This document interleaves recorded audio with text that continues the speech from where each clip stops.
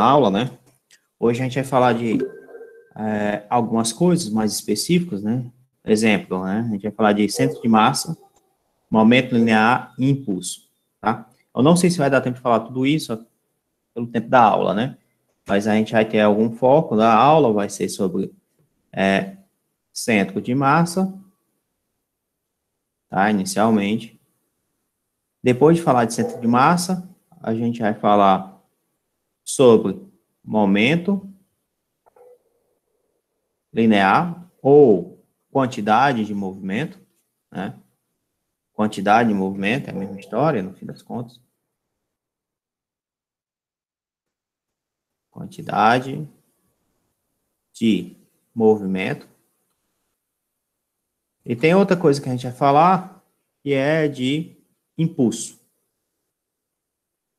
Tá?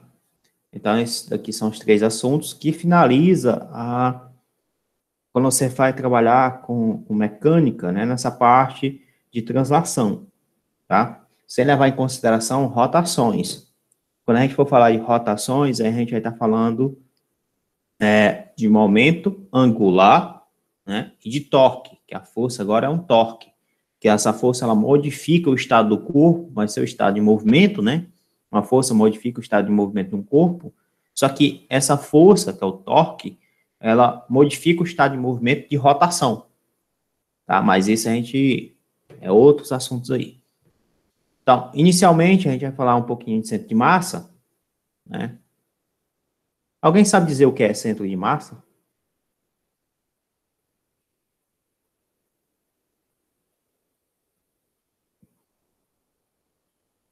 Alguém poderia me dizer o que é que você pensa quando você escuta essa palavra? O que é que você está imaginando? Uma região tem maior concentração de massa? Tiago, você pode repetir, Tiago? Uma região onde tem maior concentração de massa? Uma região que tem a maior concentração de massa. É uma boa resposta, tá? Que você está imaginando, olha, a maior concentração de massa é o centro da massa. Tá. Mas se eu te falar para você que não é só isso. Centro de massa, primeiro, não é, é uma região, né, na realidade, mas essa região, ela é um ponto, tá? Então, você vai ter lá um ponto X centro de massa, Y centro de massa, certo? E, como você falou, tá? Qual o significado desse ponto? É como se toda a massa do corpo estivesse localizada naquele ponto, tá? Não é como se fosse a maior concentração, mas sim como se toda a massa estivesse naquele ponto, especificamente naquele ponto. Ou seja, é como se você pudesse equilibrar o corpo naquele ponto, tá? Se você aplicar uma força, né, em uma determinada região daquele corpo, é como se essa força estivesse aplicando no centro de massa. Tá? Então, o que você faz para modificar o seu sistema é em relação ao centro de massa. Beleza pura? Todo mundo conseguiu entender isso? Tá de boas, né? Aí vamos lá. Né? E centro de massa, obviamente, isso aqui vai ser uma ferramenta que a gente vai utilizar, né? Ferramenta que a gente vai utilizar para descrever as leis de Newton, tá? A definição, né? Vou escrever aqui logo a definição, tá? O centro de massa de um sistema de partículas é o ponto que se move como se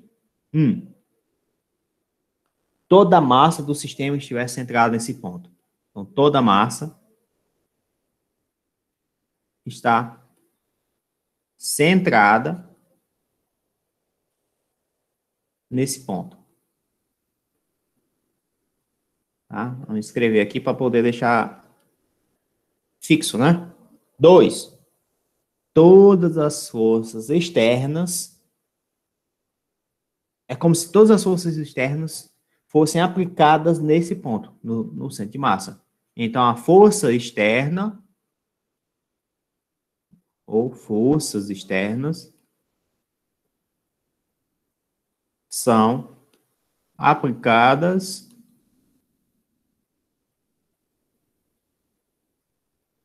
no centro de massa. Tá? Centro de massa, de novo, não tem a ver com massa, né? Mas sim com um ponto. Tá? Centro de massa é um ponto. Centro de massa, tu não está calculando uma massa, tu está calculando um ponto. Tá? Pois não? Então, seria uma forma de transformar um corpo denso em ponto material, o centro de massa. Tá, Fábio, repete aí, cara, que eu acho que cortou aqui, eu não entendi muito bem, não, escutei muito bem, não. Não, é que seria uma forma de transformar um corpo extenso em um ponto material. Seria uma forma de você discretizar? Sim. Né? Que você está dizendo para mim, olha, se eu tiver um corpo extenso, né? Uma vara, por exemplo, onde é o centro de massa daquela vara? É um ponto, né? Esse ponto pode ser considerado como se fosse uma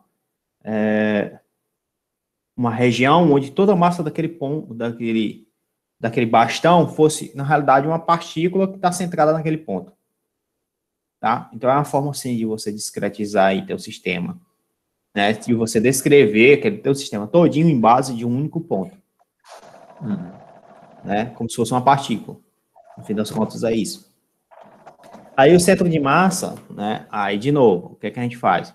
Se a gente tiver aqui uma partícula A com massa M, uma partícula B com massa M, certo? Partícula A, partícula B. Então, numa distância, né? Então, numa distância entre elas de 2D, certo? Estão centradas, uma está centrada na origem e a outra está centrada em 2D, tá? Então, aqui você pode botar X, aqui você pode botar Y, né? O sistema de coordenadas. Quem que seria, na sua visão, onde é que estaria aqui o centro de massa?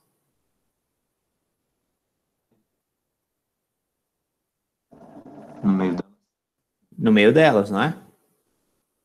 Então, é como se você estivesse fazendo, você observa, é como se você estivesse fazendo aqui uma média.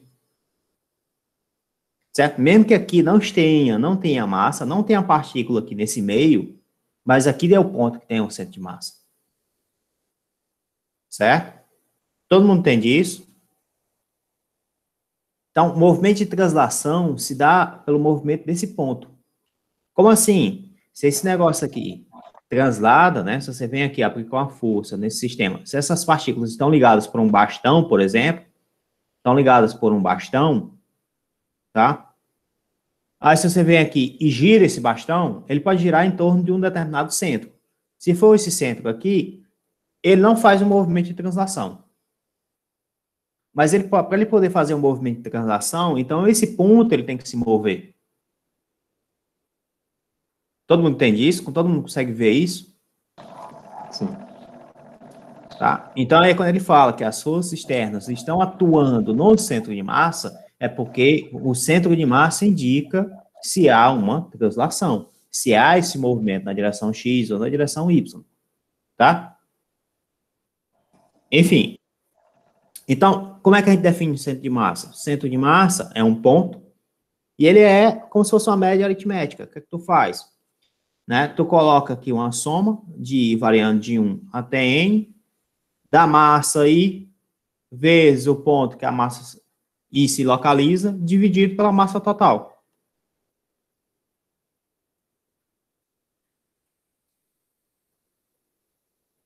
Todo mundo entende isso? Repara que isso aqui é um peso, ó. É um peso estatístico, né? De quanto de massa isso aqui tem, dividido pela massa total. Isso aqui é um peso, certo? Vezes o coeficiente, que é a posição que ele está. Ou seja, você pode escrever isso aqui como sendo 1 sobre a massa total, somatório de I variando de 1 até 1 nzão, que é o número de partículas, MI, XI.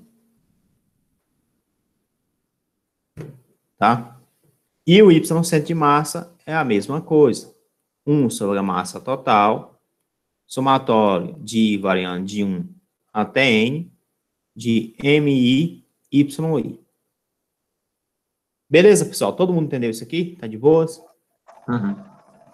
Pronto.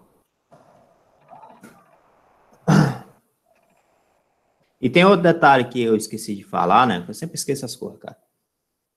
Que centro de massa é um conceito extremamente importante para que possamos descobrir as chamadas leis da conservação. De novo, o movimento de translação é dado onde? Em relação ao ponto chamado centro de massa, tá? Se você tem esse movimento de translação do ponto centro de massa, obviamente essa translação se faz com uma determinada velocidade. Você tem uma determinada velocidade, tem uma determinada energia cinética, certo? Essa energia cinética, obviamente, ela pode ser convertida em energia potencial ou em outro tipo de energia, né? Você pode realizar um trabalho. O trabalho se dá também devido às forças externas que atuam no centro de massa. Então, é um conceito muito importante esse centro de massa para você estudar um fenômeno chamado conservação de energia de um sistema de partículas, né? Exemplo disso, se você tiver várias partículas, né? Se tiver várias partículas, no lugar de você estudar a energia de partícula por partícula e somar depois a energia geral de todo mundo, você faz simplesmente a energia do centro de massa, tá? Que vai dar o resultado final. Isso é bem interessante. E a gente vai perceber isso, principalmente quando for estudar a conservação do momento, mas isso é outra história. Beleza, até aí? Ficou alguma dúvida, pessoal? Não. Não?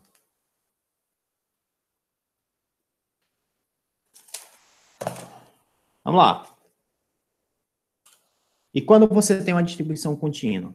Essa parte aqui é quando você tem várias partículas, aqui uma distribuição discreta de partículas, né?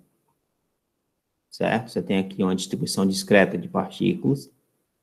Cada uma com a massa, por exemplo, essa aqui tem a massa M1, essa aqui tem a massa M2, aqui tem uma massa MJ, por exemplo, certo? Obviamente, aqui você vai ter um X1, aqui você vai ter um X2, aqui você vai ter um XJ, tá? Aí o centro de massa, a gente acabou de dizer que é 1 sobre a massa total, vezes o somatório de variando de 1 até o número de partículas que você tem. Você pega a massa daquela partícula vezes a sua posição. Isso é o centro de massa, né? Em relação a X, em relação a Y, só lugar do X e se coloca YI. Isso para algo discreto. E se esse algo discreto for contínuo? Se esse algo discreto, por exemplo, for um cilindro, tá? Ele for contínuo, todo preenchido. O que é que vocês acham que o centro de massa está onde? De um cilindro maciço, todo preenchido. Nossa. No centro, né? Como você mesmo falou. No centro. Certo? É todo maciço, não tem uma densidade diferente. A massa daqui não é diferente da massa daqui. A densidade, suponha sendo uma densidade igual, então é fácil observar que o centro de massa está no centro, né? Uma outra forma de você ver isso, uma circunferência, tá? Você tem uma circunferência. Onde é que está o centro de massa? Supondo que a densidade seja constante. De novo, todo mundo entende que vai ser no centro dessa circunferência, disso, tá? Mas como é que você determina isso? É a grande questão, né? Aí você vai pegar, vai ser um X centro de massa, numa distribuição contínua, é 1 sobre a massa total, já digo quem é essa massa total. A integral, né? Aí a integral você vai colocar, obviamente, de 0 até um determinado ponto, né? Porque aqui, dependendo da forma como você coloca, depende de quem é que é esse, né? Esse DM, né? Da onde é que ele está variando. Pois não? Alô? Caiu, foi? Caiu? Caiu não, né? Alguém ia falar? Sim, alguém falou, só que foi cortado na hora. Foi o Matheus, não foi? Acho que foi o Matheus. Acho que foi.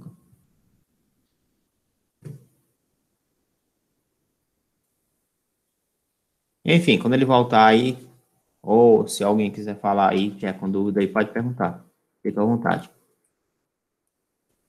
Tá? Então, o x, centro de massa, vai ser dado por essa integral, tá? E o y, centro de massa, vai ser dado por essa integral. Daqui a pouco eu explico como é que a gente resolve essas integrais, tá? A gente coloca alguns exemplos e vai resolvendo esses exemplos. E a massa total é simplesmente a integral de dm, tá? Aí, por que que eu não coloquei aqui os intervalos? Por que que eu não coloquei aqui, né, quem seriam esses intervalos? Porque a gente tem que prestar atenção quem é dm, tá? A dm, você já ouviu falar que você tem aqui, por exemplo, a densidade volumétrica, né, de massa, né? É massa por volume, não é? Daqui você tira, então, que a massa é a densidade vezes o volume. Se a densidade for constante, né? Você tem aqui dm igual a ρ dv, né? Porque você tem aqui a variação da massa com relação ao volume, tá? Então, você pode escrever dm como sendo ρ dv se você está trabalhando com um volume. Se você estiver trabalhando com uma área, né? Por exemplo, o disco, ele tem uma área. Então, você teria sigma de A. Aí a integral depende dessa área que tu está pegando. Tá? E dm, né, pode ser igual, por exemplo, quando você coloca ali uma barra, né, lambda dl, ou seja, você tem aqui algo relacionado não a área, que é bidimensional, né, nem a volume, que é tridimensional, mas sim a uma dimensão, tá? Uma única dimensão, que seria esse complemento dl. Beleza pura, pessoal? Todo mundo entende isso? Quem é esse dm aqui? Tá de boas até aí?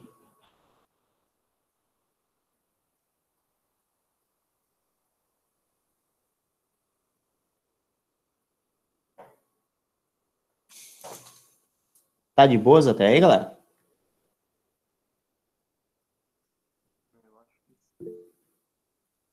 Deixa eu ver aqui. Acho que sim, né? É. Pronto, vamos fazer um exemplo. Vamos, não sei se o livro coloca algum exemplo. Centro de massa.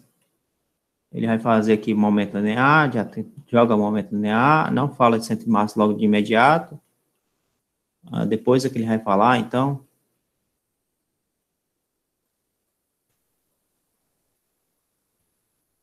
Conservação do momento linear, conservação do momento linear. Acho que eu vai falar só no outro capítulo, então.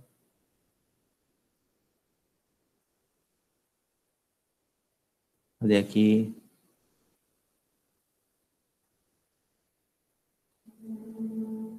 Vamos ver aqui.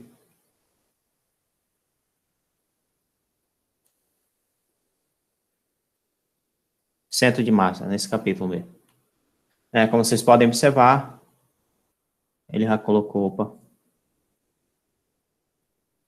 ele colocou exatamente o que a gente já tinha colocado, né, que é o centro de massa dado por essa expressão, né, obviamente ele botou aqui o R de centro de massa, né, esse R de centro de massa aqui pode ser X, I ou Y, I, né, ou ZI também, você também pode ter isso.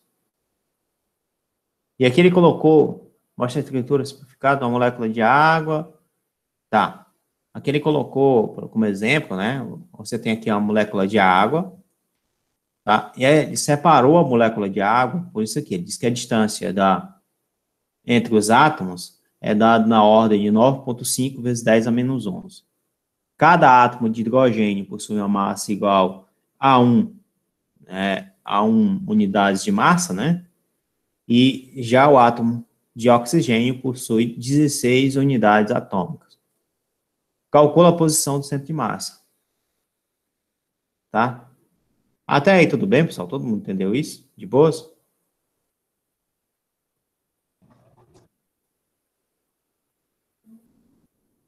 Ó, então vamos pegar essa figurinha aqui e vamos levar.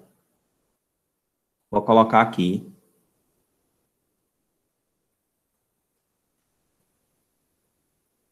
Essa figurinha. Como vocês podem observar. Aí ele fala o seguinte, a massa do oxigênio é 16 unidades.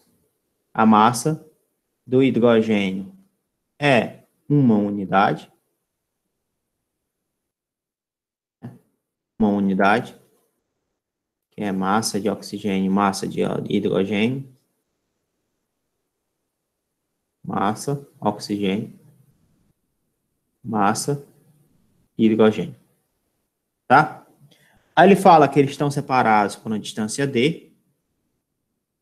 E esse d é 9,57 vezes 10 a menos 11 metros. Todo mundo entende isso? Tá de boas até aí, pessoal? Uhum. Tá? Então, se você olhar para a figura aqui, a figura é como se você tivesse o seguinte, uma partícula aqui, que é o MO, certo? Ele está centrado na origem, ou seja, ele está centrado no ponto 00. Todo mundo entende isso? Tá de boas? Certo. Né? Aqui você tem aqui o eixo Y, aqui você tem o eixo X. Aí eu vou botar aqui de azul a primeira partícula que está a uma distância d, né? Que aqui é o hidrogênio, ele está a uma distância d, e ele tem a massa mH, né? Mas qual é o ponto aqui? Como é que eu sei qual é esse ponto? Quanto é esse ponto? Bom, eu não sei quanto é esse ponto aqui, né? Vamos botar aqui XH e YH, tá?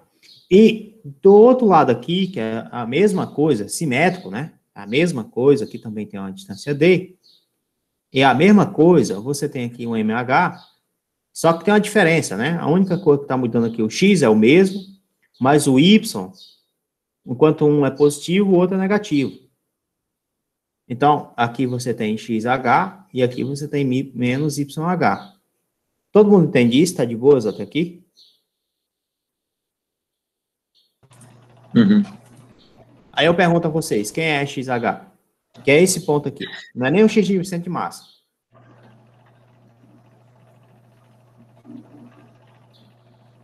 É D. Ó, não. É, Você está vendo que essa distância aqui é o X de H? Sim.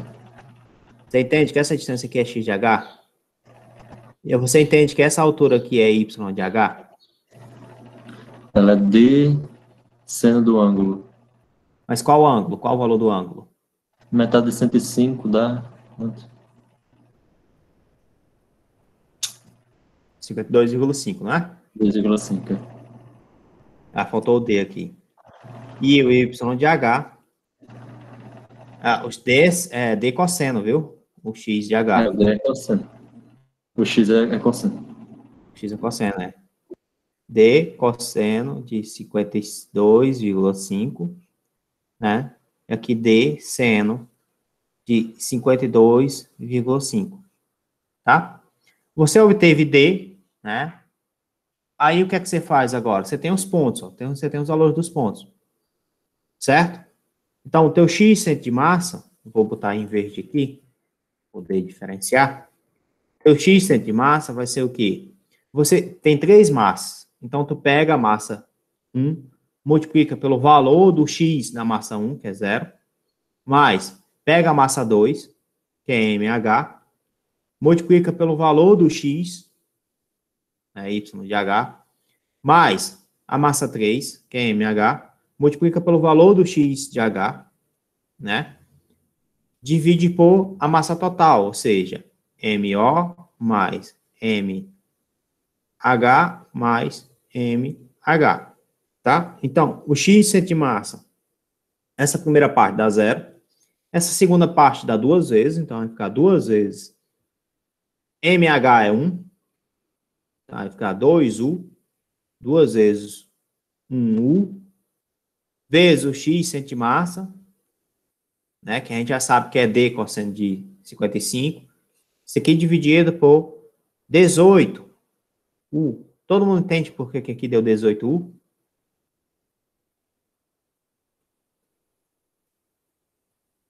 Ó, 16, né? Mais um do MH, mais um do outro MH. Esse U cancela com esse U, esse 2 cancela com 8. Isso aqui vai dar 1/9 do x de h. Até aí tudo bem, pessoal? Uhum. Tá? Aí depois é só fazer essas contas aqui, que acho que é até desnecessária por enquanto. Aí observando para a figura, onde é que vocês acham que está centrado o centro de massa em Y?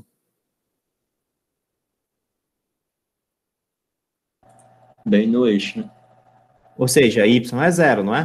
Deve estar centrado por aqui o Y, não é? Ó? Uhum. Tá? Obviamente, o centro de massa, o Y, está em cima desse eixo. E o X, centro de massa, vai dizer o quão próximo está daqui ou afastado daqui. Provavelmente, ele vai ficar bem aqui, ó. Como ele colocou. Certo? Provavelmente. Ou seja, muito mais próximo de 0, porque você está dividindo, ó, é 1/9 do x de h. O x de h é essa distância aqui, ó. Então, tu pega essa distância aqui, divide por 9, e você teria aqui o x de h. Tá? Então, o centro de massa estaria mais ou menos aqui. Então, se você fizer as contas do y centro de massa, você vai obter que o resultado é 0, né? Como a gente já espera.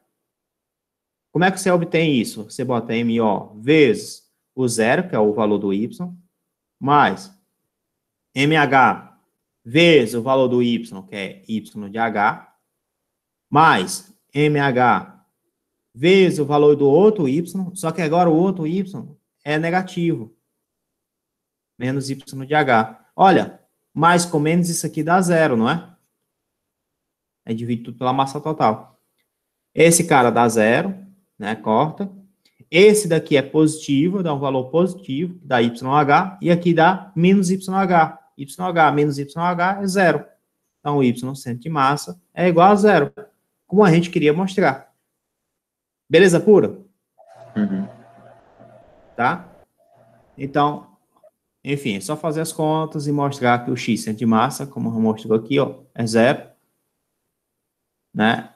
E o outro lá, você tem aqui 1 sobre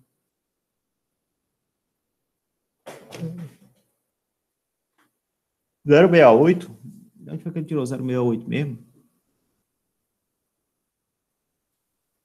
A 1/9 é 0,68, é? Não era para ser 0,9, não? Ah, porque ele multiplicou pelo cosseno. Foi mal, pessoal. Ele multiplicou pelo cosseno, tá certo. Diminui.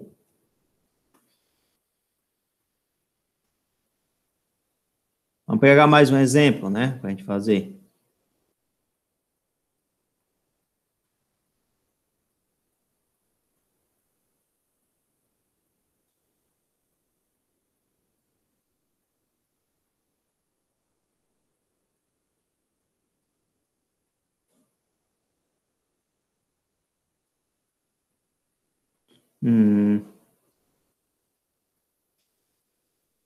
Isso aqui é fácil, né? Porque você só tem aqui Jaime, tá a distância tal, o Ramon tá a distância tal, você calcula o centro de massa, tá aqui.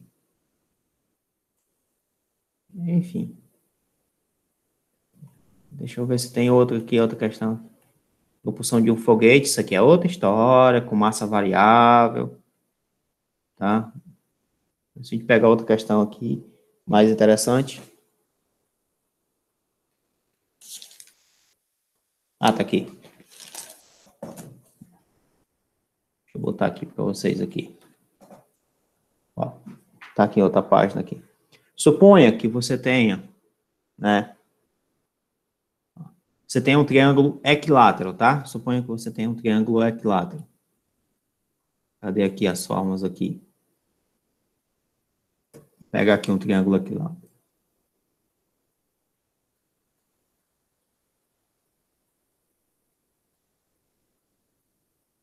Cadê o triângulo? Tá aqui. Suponha que você tenha esse triângulo, né? Certo? Suponha que você tenha um triângulo equilátero. E nas pontas desse triângulo equilátero, tá? Nas pontas desse triângulo equilátero, você tenha partículas. Você tenha partículas com determinada massa, obviamente. Certo? Então, aqui nos vértices, né? Tá todo mundo, dá para entender essa figura, né? Tá de boas, né? Uhum. Certo? Você tem um triângulo equilátero, ou seja, o triângulo ele tem lado L, certo? E cada uma das partículas tem massa M. Cada uma das partículas tem massa M. Tá? Essas massas estão apoiadas por uma haste. Vamos supor que essas hastes tenham massa desprezível, né? A gente despreza, mas não mudaria o resultado não mesmo, a não ser que você mudasse a densidade. Mas nesse caso aqui, vamos considerar que seja desprezível para facilitar a nossa vida. Eu pergunto a vocês, onde é que está o centro de massa? No centro do triângulo. Ah. No centro do triângulo, né? Na verdade, no centro dele. No ponto que a distância é igual para todos os lados. Né? Certo. Vértices. Eu esqueci qual é o nome disso aí, cara. Eu também. Só Baricentro. É o baricentro, é? baricentro. Tá. Como é que a gente mostra isso mesmo, hein? Boa pergunta. Já, Pois não, meu mas bem. se tu pensar em Y, não tem mais onde na parte de baixo, onde tem as duas massas. Não seria mais para baixo, não? Porque tem mais massa embaixo do que em cima. Seria mais para baixo. Mas aí eu não sei onde é que seria esse baricentro que vocês falaram, entendeu? Porque, na realidade, se você traçar uma reta aqui, né, cortando a metade desse lado aqui, passar uma reta aqui, cortando a metade do outro lado lá, né? Deixa eu botar assim. Ah, o encontro das bissetrizes, no caso. Vou botar aqui, assim. Ó, se você botar assim, cortando a metade aqui, botar aqui, cortando a metade aqui, passar aqui, cortando a metade aqui. Tá mais ou menos isso, né? Dá pra entender, não dá? Uhum. Mais ou menos aqui, né? Pronto. Aí, se você observar, o centro de massa, como o Thiago falou, ele está mais para baixo, né? Em relação a Y, ele está mais para baixo do que está, né? E em relação a X, ele está mesmo no meio aqui, entre eles. Certo? Está mesmo nesse meio aqui. Aí, eu, sinceramente, eu não sei que ponto é esse, como é que chama? É o chamado baricentro mesmo. Ele tem uma proporção de 2:1, do lado menor do lado maior, para todas as três linhas. O baricentro.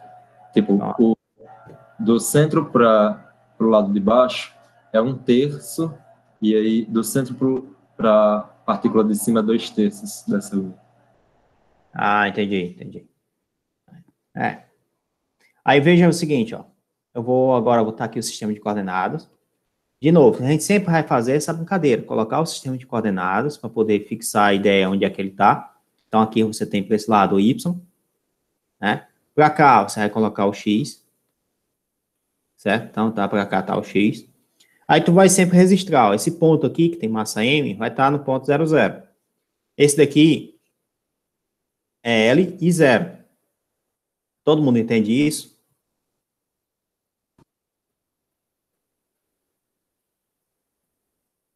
Todo mundo entendeu porque que esse ponto aqui é L e 0?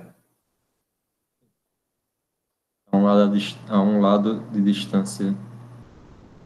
É um lado de distância e está em cima do eixo, né? Então, se está em cima do eixo X, o Y é 0, tá? Já esse ponto aqui, ele está em qual distância? L sobre 2, né? Mais ou menos.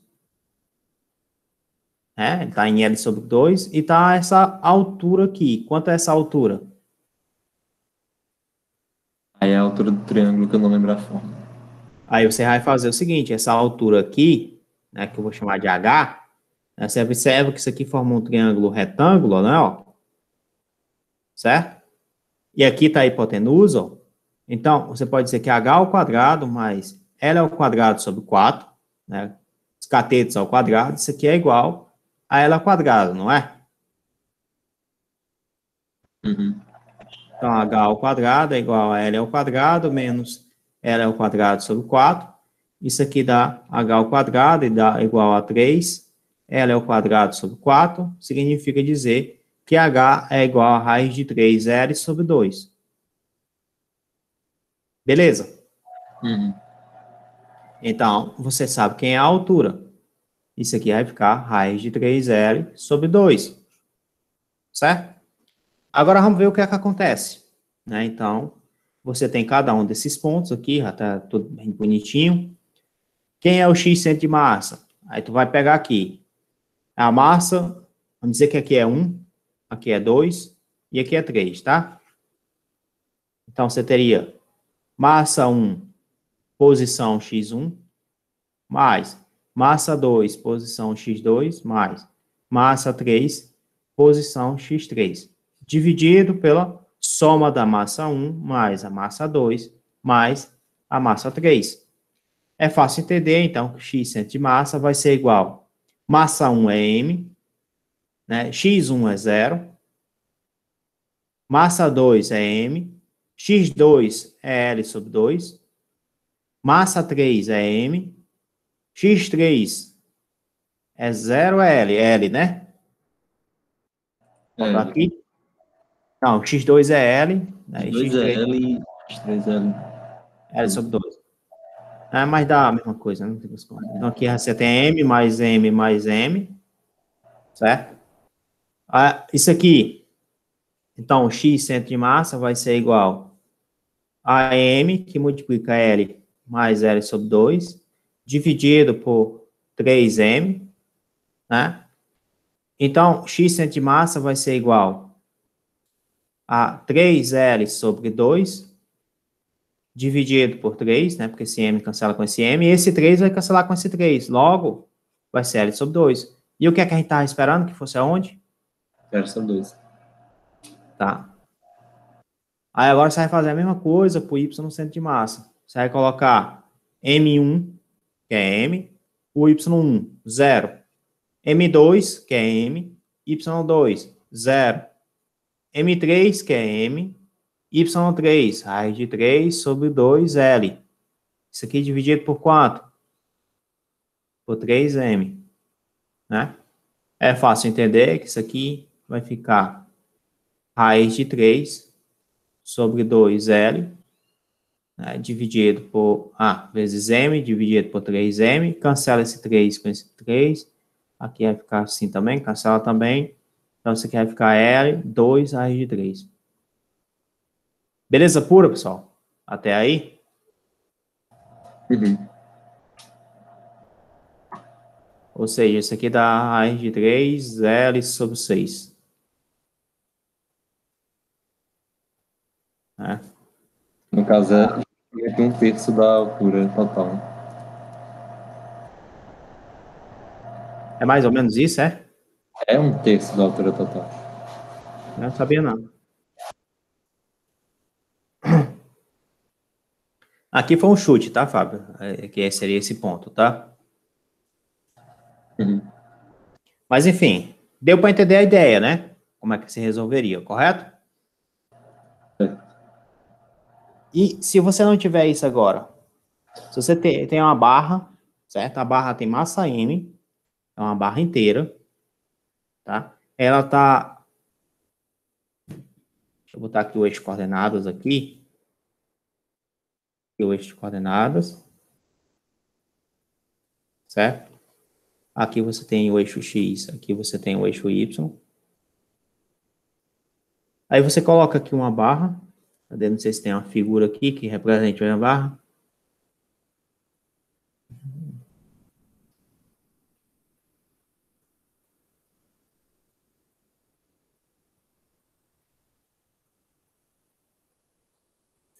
Talvez isso represente, vamos ver aqui. Não. Não, não tem. Tem nada não. Vou botar aqui. Aí você tem uma barra. Vamos botar essa barra aqui com outra cor aqui. Vamos botar com a cor verde. Tá? Eu vou botar essa barra aqui no eixo X para facilitar a nossa vida. Ao longo do eixo X. certo? Fechou aqui. Tá? Então, aqui está a barra. Ok? É uma barra. Essa barra, ela tem comprimento L e massa M. Então, ela tem comprimento L e massa zona M. Tá?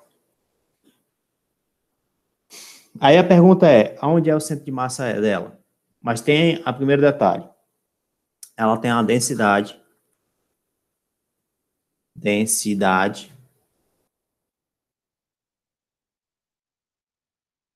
constante. Densidade de massa, tá? Como a gente está pegando uma barra, essa barra a gente vai supor que ela é unidimensional. Então, você tem uma densidade linear constante. Certo? Vamos botar assim. Tá? Então, a gente teria aqui uma densidade linear constante. Lambda é constante. Eu pergunto a vocês, como é que a gente encontra o centro de massa aqui dessa barra? Seria o centro dela, né? Seria o centro dela. Tá? Então, se eu colocar o eixo de coordenadas em cima dessa barra, você vai observar que isso aqui simplesmente é L sobre 2, vai ser o centro de massa dela. Tá? Por quê? Porque a densidade é constante. Como é que eu faço isso? Como é que eu determino isso? Você vai escrever x centro de massa vai ser igual a 1 sobre a massa total, ele radeu, né? Então, não preciso. A integral de 0 a L, veja que é unidimensional, e a barra está variando de 0 até L, porque ele começa no 0 e vai até L, tá? De 0 a L, vezes quem? Vezes aqui o x, né, que eu não sei quanto é esse x, vezes o lambda, que eu também não sei quanto é esse lambda ainda, vezes um dl. Né? Só que esse dl, que ele coloca aqui, esse dl está na direção de dx, ó. Veja, eu estou pegando esse cara aqui, ó, um elemento aqui, ó. Aí esse elemento aqui de massa, esse pequeno elemento de massa aqui, a gente chama esse pequeno elemento de dm, e diz que esse dm é igual a lambda, como está na direção de x, lambda dx. Todo mundo consegue entender isso aqui, pessoal, até aqui?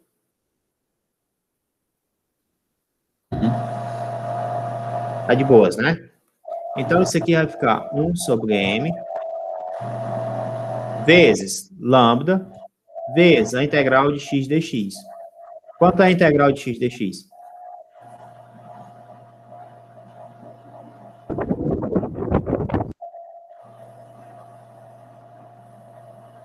A integral de x dx, quanto é? X ao quadrado sobre 2.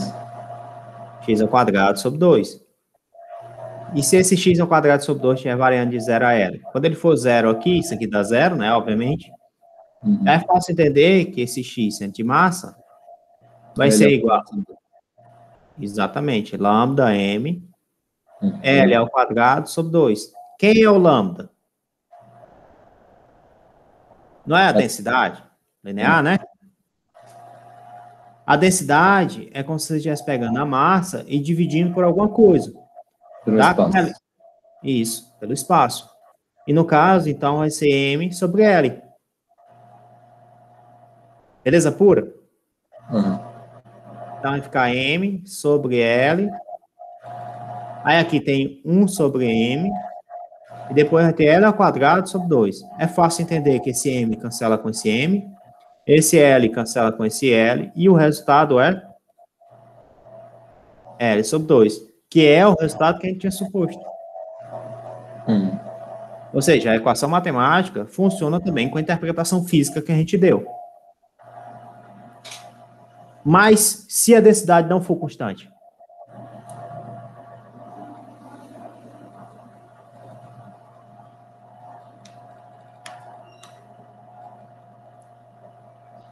Aí você vai ter que fazer a integral variando para a densidade?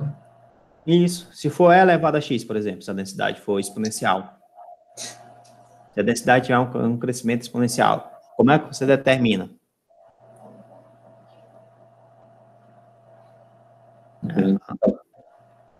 Exatamente. Você vai ter que fazer que o x centro de massa, então vai ser quem? 1 sobre mzão, que eu não sei quem é, tá? A integral de x dm, só que desse dm, tu vai escrever isso, então vai ser 1 sobre mzão. A integral de 0 até L de x vezes o dm, que é lambda, que é esse lambda vai ser E elevado a x, dm é lambda dx. Beleza pura até aí? Todo mundo entendeu isso?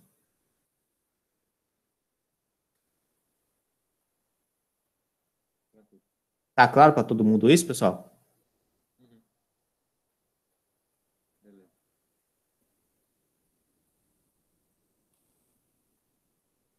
E aí, galera, tá tudo jóia? Você tá me ouvindo? Sim, né? Aí o que é que a gente teria que fazer aqui? Teria que calcular essa integral.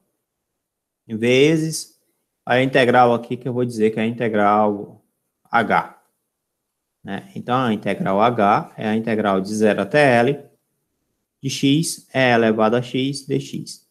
Essa integral, para você resolver, você tem que usar integração por partes, onde você chama esse cara de u. Né? Então, x é igual a u, du é igual a dx. E essa parte aqui você chama de dv. dv vai ser igual a e elevado a x dx. Tá? Logo, v é igual a e elevado a x. Isso vai ser igual a u, que é x, vezes o v, e elevado a x, menos a integral de v, e elevado a x, vezes o du, que é dx. Tá? É fácil entender que isso aqui vai ficar x, e elevado a x, menos e elevado a x, isso variando de 0 até L. Ou seja, aqui você vai ter L e elevado a L, menos e elevado a L, tá? Menos de novo, aí isso aqui dá 0, aí esse menos com menos fica mais, aqui ficaria 1. Então, você tem aqui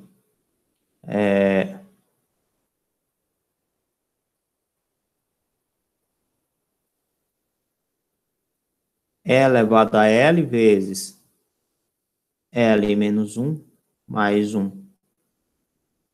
Isso vezes aquela parte lá ainda, né? Ainda tem aquela parte lá ainda. Então, isso, o x centro de massa vai ser igual a 1 sobre mm vezes, aí agora vem aqui o h, que é E elevado a L, L menos 1 mais 1, né? Tem tudo isso. Aí lembrando que lambda é igual a E elevado a x, isso daqui também, né? Lembrando que dm é igual a lambda dx, tá? É fácil entender que m vai ser igual a integral de E elevado a x dx, tá? Isso variando de 0 até L, então m, que é a massa total, isso daqui vai ser E elevado a L menos 1. Tá? E elevado a L menos 1. Isso aqui é o lambda, né? O m, né? Aí você substitui aqui E elevado a L menos 1 e você teria todo o teu x centro de massa. Tá? Então, o teu x centro de massa vai ser E elevado a L vezes L menos 1 mais 1 dividido por E elevado a L menos 1. Complica um pouco mais as coisas, né?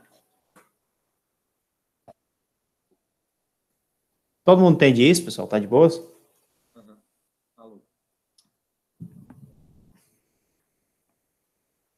Tá. Então, assim, tem outros experimentos que a gente pode fazer, tem outros exercícios que a gente pode fazer, tá?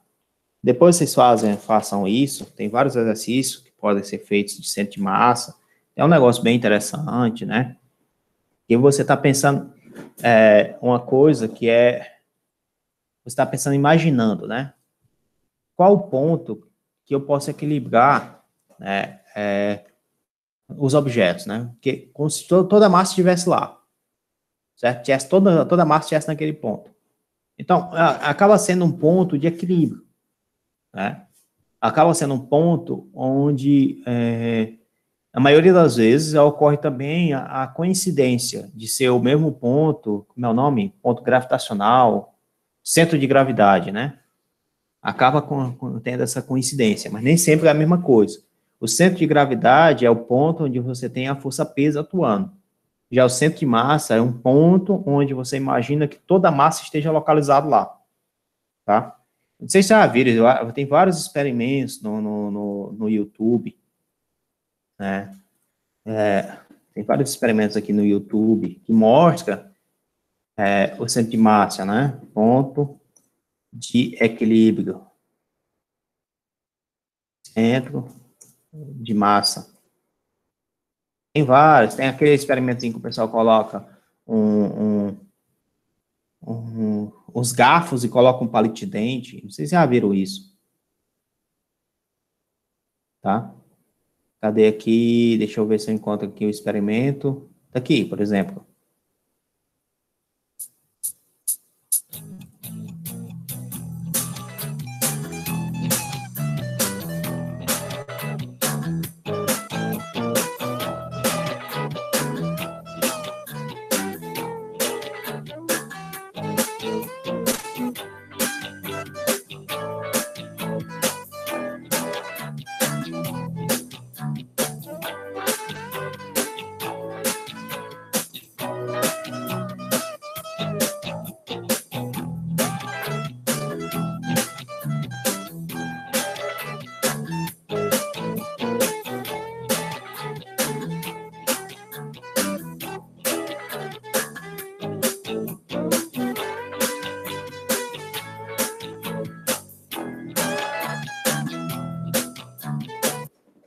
Bom, vocês conseguiram observar aí, né? Esse tipo de coisa, esse tipo de experimento.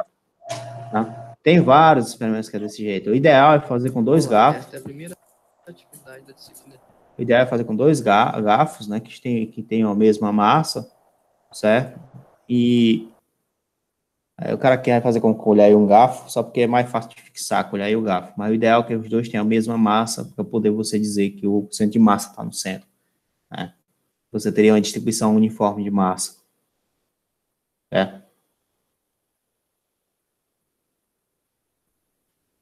E queimou o palito aqui de dente aqui. E mesmo queimando o palito de dente, vai continuar lá. Isso aí. Tá? Então, você tem grandes, como é que se diz? Grandes aplicações, né, em relação a isso, tá? Em relação a esse ponto de equilíbrio.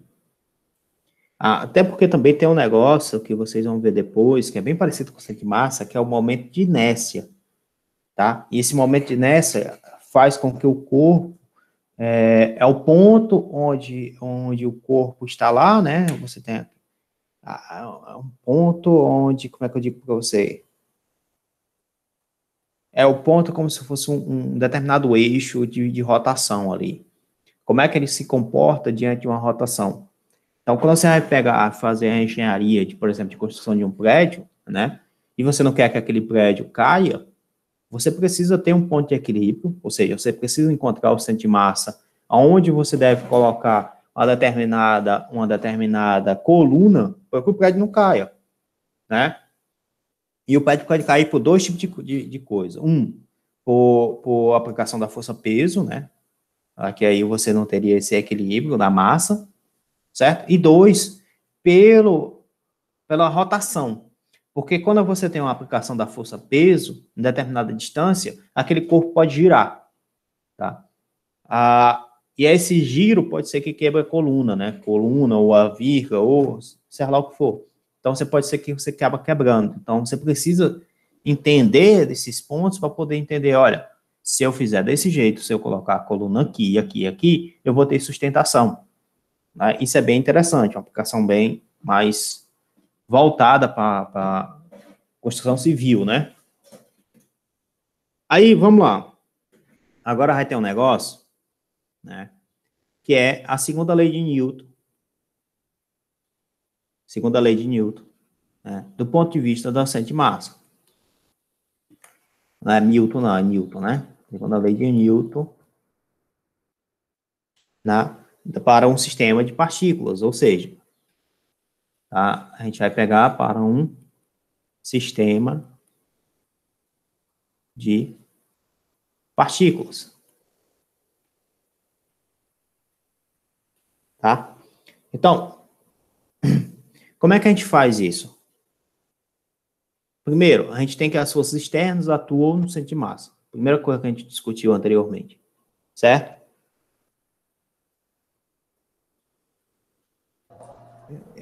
A gente não está estudando rotação, a gente está estudando translação. O corpo, pois não? Tá. Então, para o corpo entrar em movimento, o centro de massa precisa se movimentar. Então, quando você aplica uma força, certo? Você aplica uma força resultante, obviamente, né? Ou seja, você pode escrever que é o somatório das forças que atuam no sistema. Você vai entender, então, como se fosse a massa total do sistema de partículas vezes a aceleração do centro de massa, tá? Repara que isso aqui mudou, ó. A aceleração, agora que você está olhando, é do centro de massa, certo? Centro de massa dessas partículas. Então, tu está fazendo uma análise simplesmente em um ponto, como se a força, mesmo que lá não tenha massa, veja, mesmo que lá não tenha massa, porque o centro de massa é um ponto. Pode ser que exista massa lá ou não. E mesmo que lá não tenha massa, aquele ponto pode estar acelerado.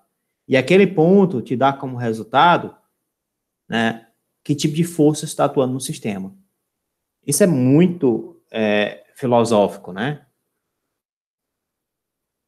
Então, a força resultante, né, a gente tem, são todas as forças que atuam no sistema, né, forças internas e forças externas, né, que as forças internas não devem ser incluídas, né, ou seja, a interação entre partículas não deve ser incluído, né, até porque tem algumas forças internas que você tem a terceira lei de Newton.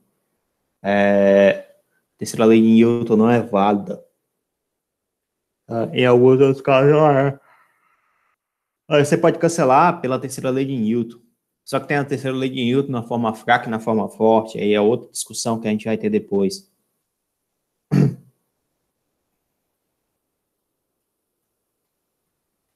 Aí vamos lá. Então, o que é que a gente vai ter? Tá? Primeira coisa, a gente tem uma F de X, que é F, a força resultante em X. A massa total do sistema. A aceleração do centro de massa, né, com relação a X. Força resultante em Y, massa do sistema, a aceleração do centro de massa com relação a Y. Você poderia ter aqui F de Z também, assim por diante, tá? Não teria problema nenhum você ter isso. Só não é necessário escrever, né? Então, se você olhar o livro aqui, né, como a gente já colocou aqui, cadê? Momento linear impulso, ele vai definir como é momento linear, mas eu não quero que defina assim, não. Centro de massa, está aqui. Ele vai definir o centro de massa. Definiu. As forças externas e movimento do centro de massa. Então, ó, massa vezes aceleração do centro de massa é como se você estivesse pegando a massa 1, aceleração 1, massa 2, aceleração 1, 2, massa 3. Você está somando a massa de cada sistema vezes a aceleração daquele sistema. Todo mundo entende isso que está sendo feito aqui, pessoal? Tá de boas? Certo. Certo, né? Aí, ó, em virtude da terceira lei de Newton, todas as forças internas se cancelam em pares, ou seja, o somatório das forças internas é zero, tá? Só um detalhe aqui que o livro coloca. Quando essas forças externas atuam sobre o corpo ou um conjunto de partículas, o centro de massa se move exatamente como se toda a massa estivesse concentrada nesse ponto e estivesse submetida a uma força igual à resultante de todas as forças que atuam no sistema. Tá? Então, observe que a gente só precisa analisar o centro de massa. Não precisa fazer outra coisa além disso. É fácil entender?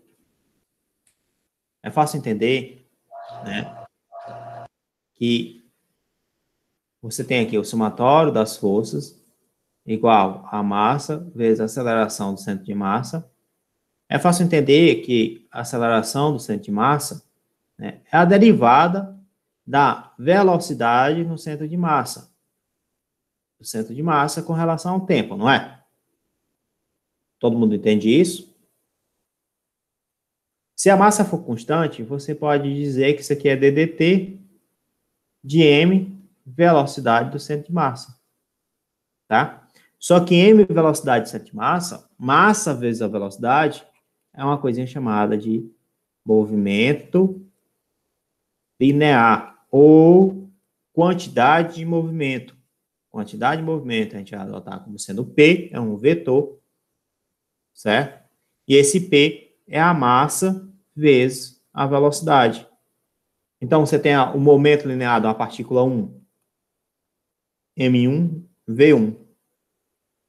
Momento linear da partícula 2, M2, V2, e assim por diante. Momento linear total, P1 mais P2 mais P3, mais, e assim por diante, certo? Então, quando você olha por aqui para esse MV, centro de massa, você pode dizer, então, que é somatório das forças igual a derivada do momento, certo? Derivada do momento. E repare que eu não estou colocando aqui o momento do centro de massa. É a derivada do momento. Simplesmente isso. Todo mundo entendeu isso, pessoal? Tá de boas?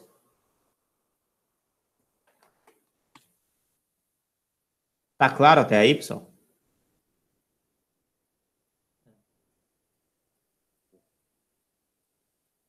E aí, galera, tá claro? Tá tudo de boa? Tá tranquilo? Tranquilo, né? Então, vamos lá, algumas coisas aqui em relação a esse cara, né? Quem é esse cara?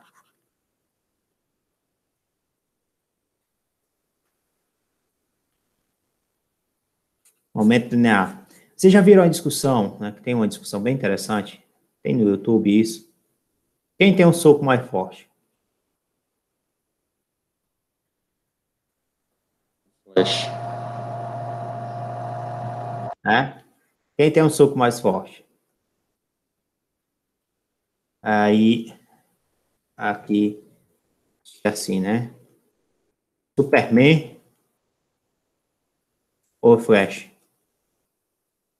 O Flash. Por que é o Flash? Velocidade. Muita energia cinética envolvida. Porque o Flash, né, esse choque, né, que esse soco, né, tem a ver uma parte, tem a ver com força, né, com impulso, né, mas a outra parte, a parte geral, como você mesmo colocou, está relacionado com esse choque, o poder do choque. E esse poder do choque envolve mais uma coisinha chamada velocidade, né? Então, quem é mais veloz, né, quanto mais rápido for seu soco, maior é a pancada, né? Exemplo disso, um choque entre o carro andando a 30 km por hora e esse carro andando a 50 km por hora. Qual que sente mais a porrada, né? Não, vamos fazer uma diferença maior, né? Andando a 80 por hora e andando a 120. Né? Quem é que você acha que escaparia? Obviamente existe a possibilidade dos dois escapar, mas vocês entendem o que eu quero falar, né? Que a maior pancada é aquele carro que está com maior velocidade, maior choque. Né? Todo mundo entende isso? Sim. Então, aí vamos lá. Uma coisa que ele coloca bem interessante aqui em física, né? Ele fala a taxa de variação do tempo, a taxa de variação com o tempo do momento, né? Porque a gente acabou de ver que a força é igual à derivada do momento, tá? Essa daqui foi a lei que Newton realmente escreveu, foi essa, não foi aquela F é igual a ma, né? Vocês podem até pesquisar, né, depois que ele escreveu essa lei, né, onde força é igual à derivada do momento em relação ao tempo, ou seja, a taxa de variação do momento com relação a um tempo de uma partícula é igual à força resultante que atua sobre essa partícula. Né? Obviamente, o momento tem a mesma orientação da força. Tranquilo? de variação. Tem essa derivada, né? Bom, pessoal, eu vou deixar os exercícios para a próxima aula, né? A gente vai ter alguns exercícios para resolver, certo? E tem uma parte que é de conservação do momento, né? São 14h43. Tem a parte que é de conservação do momento e tem a parte que é de impulso, né? Essa parte aqui. Isso aqui eu vou deixar para a próxima aula. É bem interessante nessa parte, né? E provavelmente a gente vai acabar nesse capítulo, o semestre a gente vai acabar nesse capítulo aqui, que é o capítulo 8. Acho que não vai conseguir ir mais longe do que isso não, tá? A gente vai ter aula até dia 8, até dia 10 o semestre acaba. Então, dia 8 é para estar finalizando a disciplina, na realidade. É dia 8 aqui de abril, certo? 10, 11, 12 são os encontros universitários, ou seja, vocês não vai ter aula nesse período, né? Certo? 17, 19, tranquilo, a gente vai ter aula normal. 22 a 26 eu vou estar num evento, mesmo que seja online, mas vai chocar com as datas de vocês, então provavelmente não vai ter aula, tá? Eu vou estar em palestras, essas coisas. Aí o retorno é dia 1º, né? Quinta-feira, 1º de abril. E dia 2 aqui é feriado, dia 2 de abril, né? Como vocês podem observar, então a gente volta aí ter aula dia 17 e dia 19, dia 1º, dia 8, dia 7 e dia 9 já é para finalizar a disciplina, porque o semestre encerra dia 10. Então, provavelmente, vou estar encerrando aqui, dia 7, liberando a última prova de vocês, ou a última atividade, encerra lá o que for, para a gente poder ficar, então, dia 7 e dia 9 e fechar todas as notas aqui, tá? Belezinha, pessoal? Belezinha. Bom, depois eu resolvo com vocês alguns exercícios a mais. Semana que vem, a gente não vai ter aula, tem uns encontros universitários, mas eu vou gravar a resolução da prova, tá? E vou ver se eu gravo algumas outras coisas aí para vocês também. Tá? Deixa eu parar aqui a gravação.